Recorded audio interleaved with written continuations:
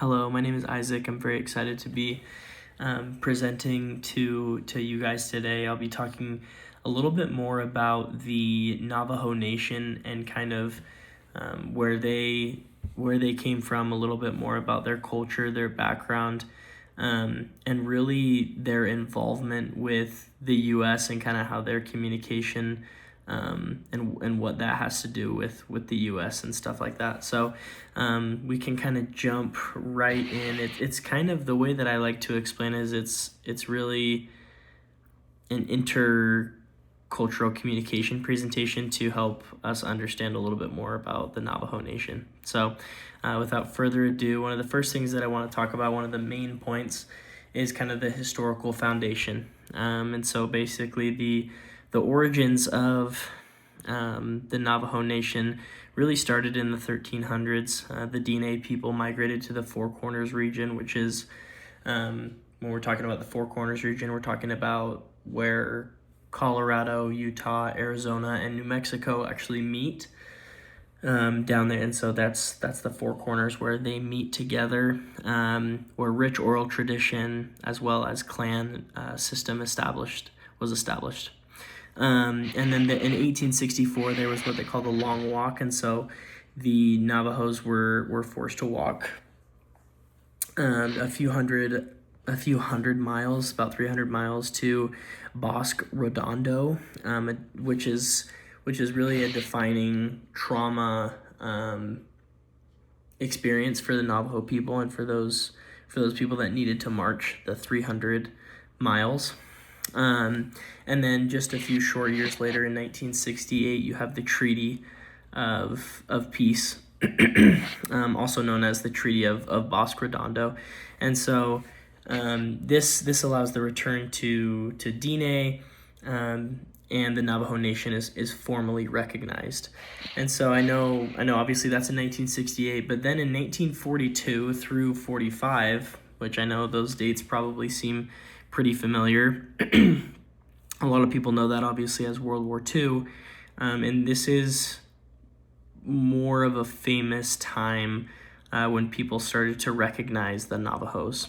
They were known, especially during this time, for helping the Americans to create a unbreakable code.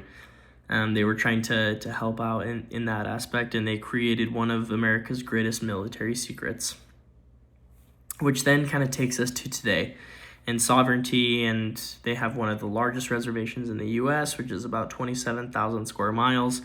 They're self-governing. They have their own president and own legislature.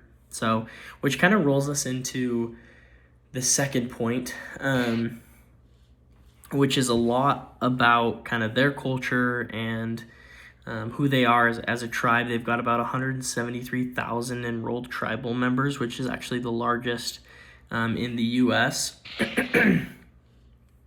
And then collectivism and the clan system is another big part. So identity is rooted in the four sacred clans, which are also talked a little bit about, named, community, family, mutual aid, taking priority over individual achievement, individualism, and then harmony. And I don't want to botch this, but Hojo, the Navajo concept of Hojo is kind of compared to, it kind of translates to like beauty and balance, and considering the well-being of the land and the community, and having a bigger holistic worldview. That's kind of what they're known for. And then high context communication, meaning is conveyed through silence, context, relationships, silent signals, kind of demonstrate thoughtfulness or respect, not awkwardness, which is kind of interesting compared to like a U.S. culture, or even a Utah culture. And then kind of rolling into my third main point, there's kind of three subsections here that I kind of wanted to talk about. One of those being embracing the silence, kind of going back a little bit, but Navajo culture pausing before responding shows deep respect. We can apply this, slow down, listen fully, resist filling every pause with words, which is kind of naturally what I feel like Americans want to do. And then really just better listening equals better communication. I know, at least for me on my resume, like I put active listener on there because I feel like that's one of my bigger skills, and if I can become an active listener, I feel like that's better for me and the person that I'm talking to. So one thing I wanted everyone to try was pausing 3 seconds before responding in your next difficult conversation.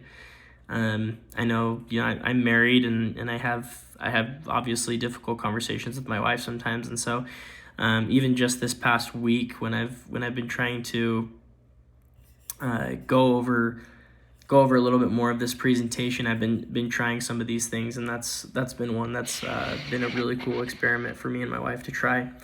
The second thing would be to prioritize relationships. The Navajos communicate within webs of relationships and build trust over time.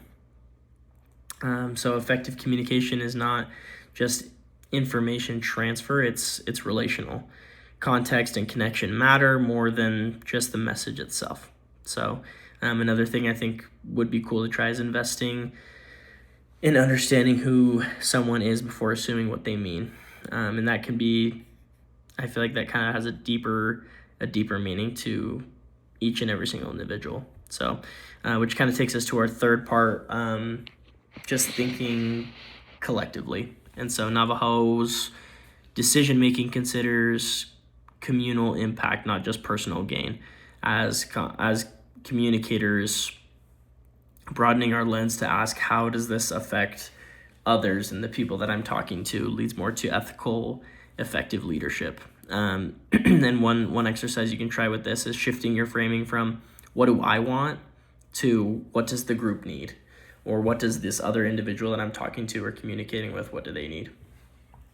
And then really just in conclusion, the Navajo, this has been such a cool experience to learn a little bit more about their background, from their history, where they started, to the Long Walk, to World War II, and how they were able to help the Americans. But also just learning a little bit more about the way that they communicate with each other to create a sense of respect for each other has been a really cool experience. Thank you.